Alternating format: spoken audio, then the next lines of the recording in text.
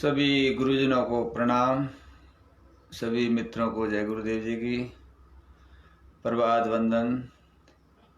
आप सबके भीतर बैठे परमात्मा को नमस्कार, साधुवाद, वंदन। जय गुरुदेव जी की, जय गुरुदेव जी की।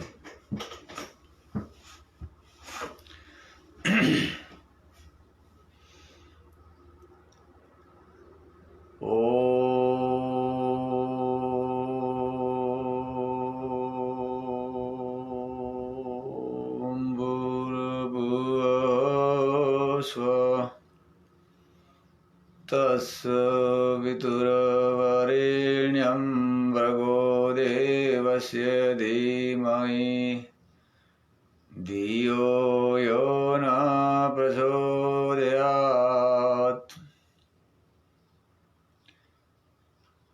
इस गायत्री मंत्र का भावार्थ महापुरुषों ने हिंदी अनुवाद में इस प्रकार किया है। हे प्राण स्वरूप, दुख नाशक, सुख स्वरूप, परिपूर्ण परमात्मा को हम अंतरात्मा में धारण करते हैं। वह परमात्मा हमारे को सन्मार्ग की ओर प्रेरित करे। बोली सदगुरुदेव की जय हो। सज्जनों, संत महात्मा बताते हैं कि गुरु गोविंद दोनों खड़े किसके लागू पाए, बलिहारी गुरुदेवरी जन गोविंद दियो बताए। संसार में गुरु से बढ़कर कोई देव नहीं और गुरु से बढ़कर किसी के पास कोई शक्ति नहीं जो मनुष्य जीवन का कल्याण कर सके। सज्जनों,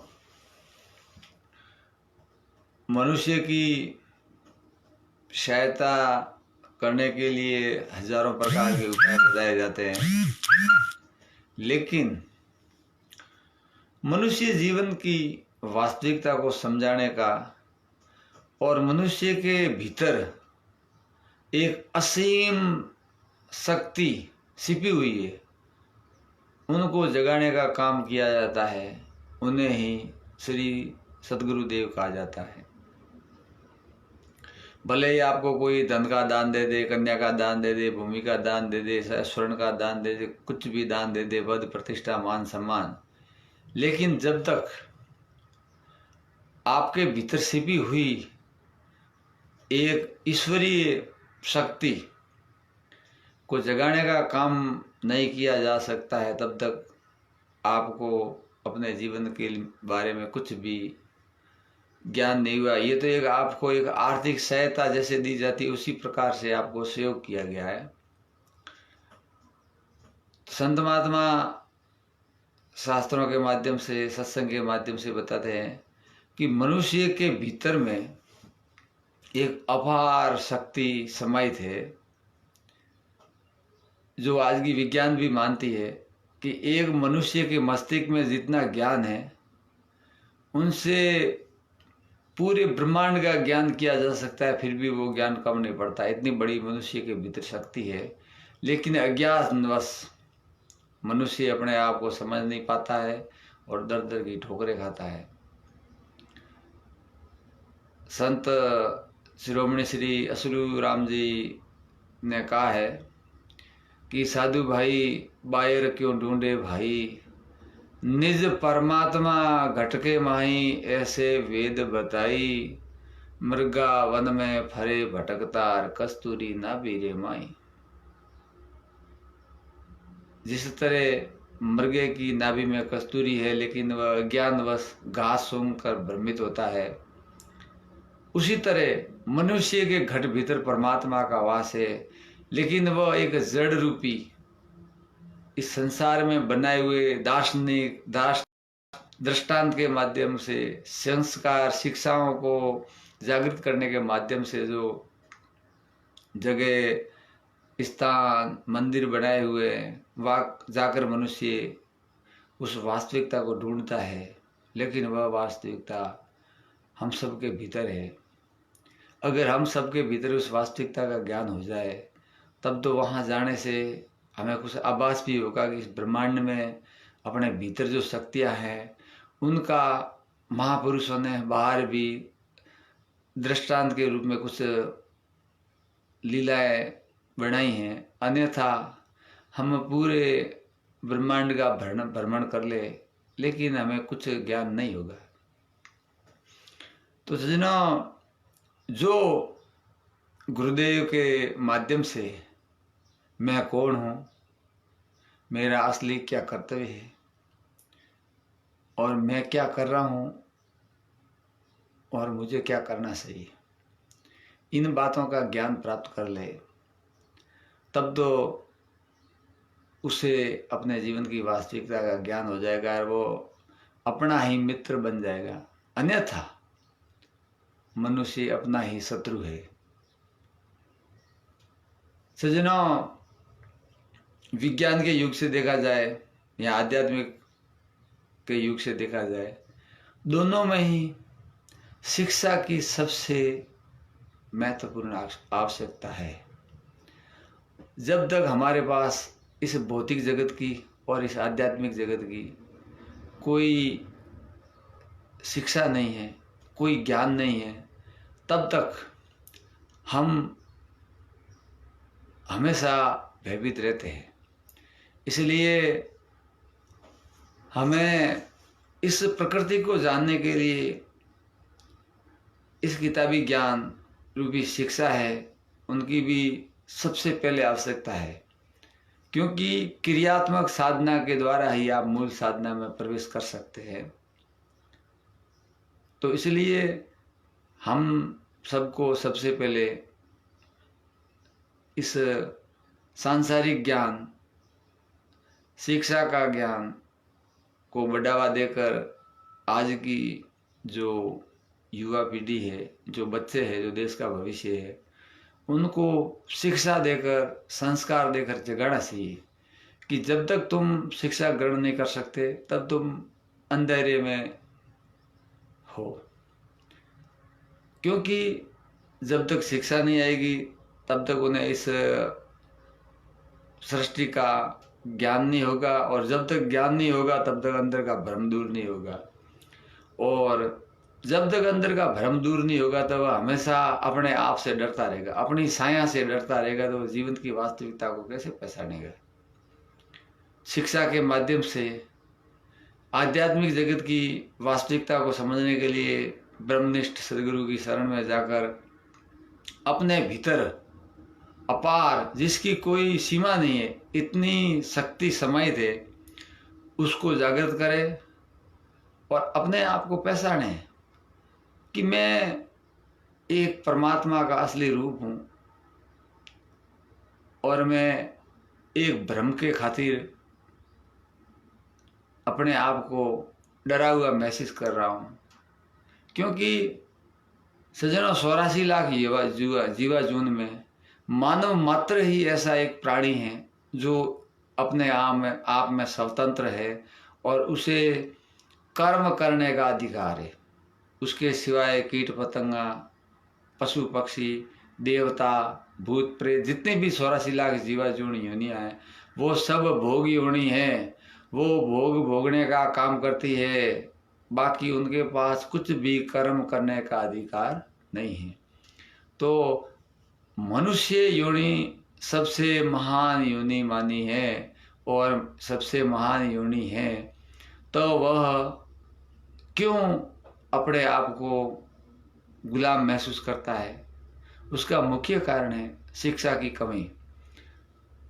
ऐसे ऐसे महान पुरुष हुए जो देश का भविष्य बदल देते हैं, अपने इतिहास को बदल देते हैं, और वो भी इंसान है जो अपनी भूख मिटाने के लिए भी दूसरों के सामने हाथ फैलाता है।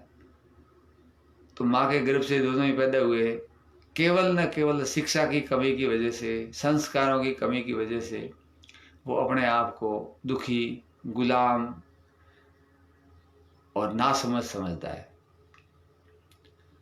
तो शिक्षा ग्रहण करने के साथ साथ हमें जब समस्या आती है तब हम बाहरी ज्ञान के द्वारा, बाहरी लोगों के द्वारा उसका समाधान करने की कोशिश करते हैं।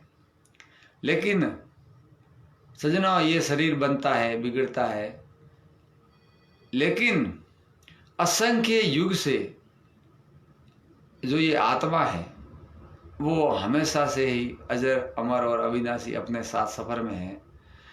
तो इस आत्मा से बड़ा किसी को ज्ञान नहीं है। उसे कहते हैं आत्मज्ञानी, आत्म अनुभवी।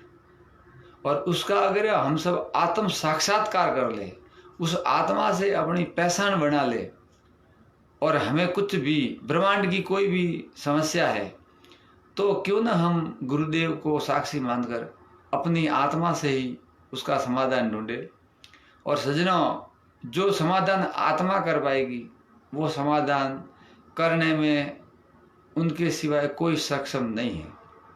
तो इसलिए हमें अपने भीतर छिपी हुई असीम शक्ति को जगाकर अपने जीवन का कल्याण करना है। और साथ ही साथ जो इस क्षेत्र में ना समझ है, जो जिसकी इस क्षेत्र में अभी शुरुआत होनी है, जो बच्चे हैं उन्हें वो ज्ञान दे, वो शिक्षा दे कि मनुष्य से बढ़कर कोई नहीं है। केवल न केवल मनुष्य को कर्तव्य का पालन करते हुए सृष्टि चक्र को चलाने में, इस भौतिक जगत की मर्यादा का पालन करते हुए मानव समाज के हित में अच्छे कर्म करते हुए अपने जीवन को सफल बनाना है। और ऐसे कुछ कर्म करके जाए जो अनेक महान पुरुष संत करके गए कि आए है ते तब हम रोए और जग हंसा था। क्योंकि हम माँ के गर्भ में इतने दुखी थे कि हम उस रुदन करते हुए उस माँ की कोख से बाहर निकले और अपने ही परिवारजनों ने खुशियाँ मनाई कि अपने घर में पुत्र रत्न की प्राप्ति हुई। लेकिन सजनों, जब अपनी ये यात्रा पूरी हो जाए उस समय ऐसा न करे कि फिर भी जाते समय भी अपने को रोना पड़े। आए थे तब जग हंसे और हम रोए, जाए तब हम हंसे और जग रोए। तो अपना ये आना और जाना सार्थक है, अन्यथा कोई इस जीवन की सार्थकता नहीं रहेगी। जय गुरुदेव जी की, जय गुरुदेव जी की। आप सबका प्रेम गुरुदेव जी की असीम कृपा के माध्यम से ये जो शब्द है वो उनकी दी हुई प्रेरणा है, और आप सबके प्रेम से ये बार बार सत्संग करने का लाभ मिलता है। और सजनों, ये कोई आदेशात्मक तथ्य शब्द नहीं है। अपने आप को, मुझे अपने आप को जगाने में बार बार प्रयास किया जा रहा है कि कहीं ऐसा न हो कि प्रकृति की शक्तियाँ हावी होकर मुझे वास्तविकता से परे कर ले। इसलिए जन्म मृत्यु से परे संसार में मनुष्य के ऊपर 4 प्रकार के महान भयंकर दुख है: जन्म, मृत्यु, जरा और व्याधि। जन्मना, मरना, बुढ़ापा और बीमारी। इन 4 से छुटकारा पाने के लिए इस 8 तत्वों के जड़ रूपी शरीर को नाशवान समझकर 8 प्रकार की जड़ प्रकृति, 5 तत्व और 3 गुणों से बनी हुई ये जड़ प्रकृति है। और जो ये हम सबको एक भौतिक जगत का जो शरीर प्राप्त हुआ है, इनको नाशवान समझकर इसके भीतर जो चेतन शक्ति छिपी हुई है, जो नम्मी परा चित चेतन प्रकृति है, उनके माध्यम से हम बोल रहे हैं, सोच रहे हैं, उनको अपना निज स्वरूप समझकर नवमी चित चेतन प्रकृति के भीतर प्रवेश करके अपने जीवन का कल्याण करें। और इस वास्तविकता को समझने और समझाने में हमेशा तत्पर रहे और मानव समाज को उज्जवल बनाए।